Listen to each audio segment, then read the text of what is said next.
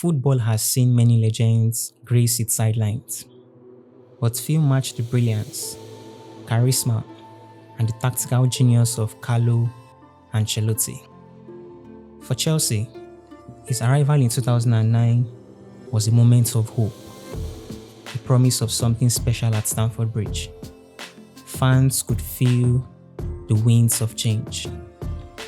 Roman Abramovich sought the elusive European crown, and Ancelotti, with his calm demeanor and tactical brilliance, seemed the perfect man to deliver it.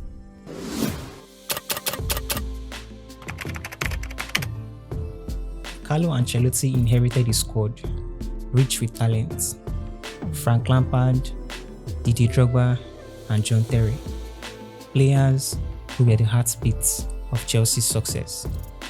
But Ancelotti was an innovator. He introduced a new tactical system to Chelsea, focusing on attacking football, and implemented a diamond midfield designed to maximize the skills of his stars. Michael Essien anchored the midfield, while Frank Lampard thrived in his advanced role. Nicolas Anelka, Florent Malouda, and Didier Drogba combined to form one of the most fearsome attacks in Europe. Superb! Absolutely superb! His vision was clear: to bring attacking flair to a team known for its rugged defensive strength. The goals flowed like water from a fountain, and Stamford Bridge once again became a fortress. The team was scoring for fun, demolishing opponents with ruthless efficiency. With every match, Chelsea under Ancelotti looked like they were on a collision course with history. By the winter of 2009, Chelsea were in full control of the Premier League. A 2-0 victory over Liverpool in October showed the team's potential to dominate their rivals. Oh, lovely first-time ball to Anelka. Oh, it was on a plate and he's put it in the back of the net. Didier Drogba on the far side wins his personal battle. And Malouda tucks it in for two. Brilliant from Drogba. On the 9th of May 2010, Chelsea needed a win to secure the Premier League, and they did so in breathtaking fashion. An 8-0 demolition of Wigan Athletic was a perfect statement. Didier Drogba scored a hat-trick, and Chelsea surpassed the 100-goal mark for the season, an unprecedented achievement. The fans erupted as Stamford Bridge celebrated one of the most dominant seasons in Premier League history. And blue is the colour on the trophy ribbons in 2010. They not only won the league, they dominated it, finishing with 86 points and beating their closest rivals, Manchester United, to the title. Didier Drogba and Frank Lampard scored goals for fun. It was a season where Chelsea faithful dared to dream once again. As if the Premier League wasn't enough, Carlo Ancelotti and Chelsea weren't finished. In May 2010, they walked into Wembley Stadium to face Portsmouth in the FAcup final. The resilient Portsmouth side put up a fight. Boateng, saved by Cech. Historic moment for Petr Cech, only the third man ever to save an FAcup final penalty.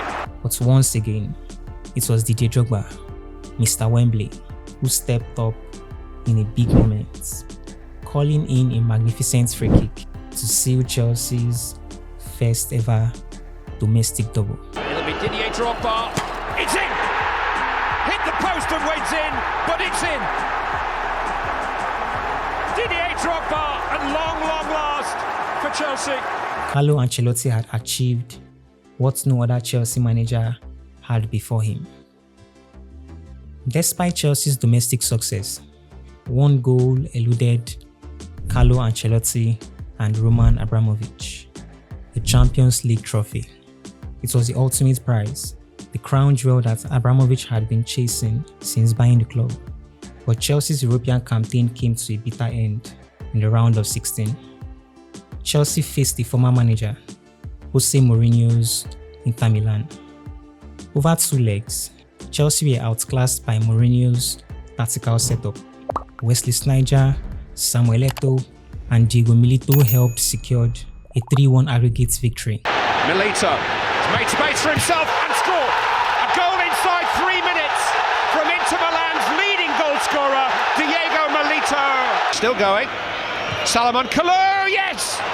Precious away goal for Chelsea. Salomon Kalou scores in the San Siro. But at the moment it looks like coming from Inter. It's Samuel Eto'o could finish it.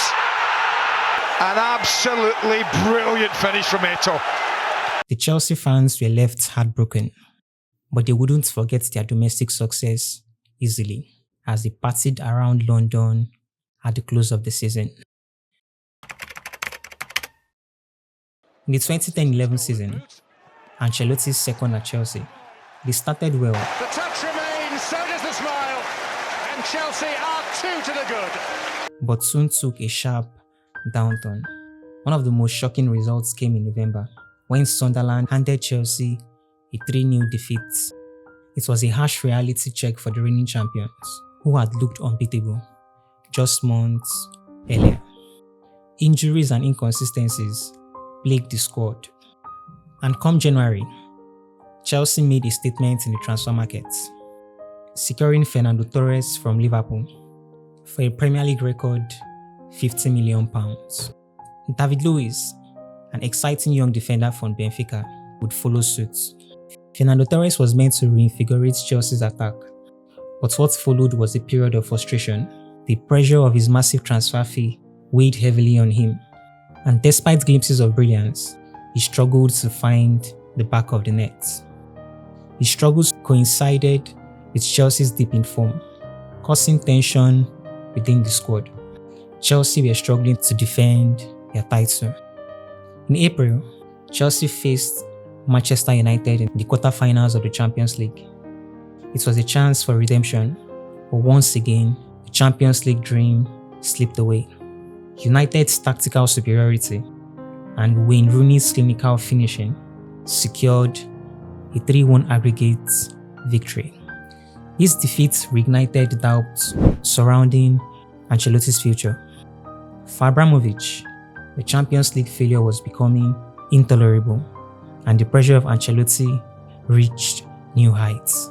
As the season drew to a close, it became clear that Chelsea's title defense had crumbled. Didier Drogba fading form and Fernando Torres' inability to find his feet left Ancelotti with a squad that couldn't replicate their previous brilliance. Another defeat to Manchester United in the league left Chelsea's title hopes shattered. By May, Chelsea had finished second behind Manchester United in the Premier League. A respectable achievement, but one that wasn't enough for Roman Abramovich's high standards. The Champions League exit only added to the growing sense of dissatisfaction. The shadows of failure loomed large over Stamford Bridge. On May 22nd, 2011, after a 1-0 loss to Everton on the final day of the season, Carlo Ancelotti was dismissed as a Chelsea manager. Despite delivering the club's first ever domestic double just a year earlier, the club had decided to part ways with the Italian. The decision to sack Ancelotti may have been inevitable, given Chelsea's high expectations, but it was met with sadness from both players and fans.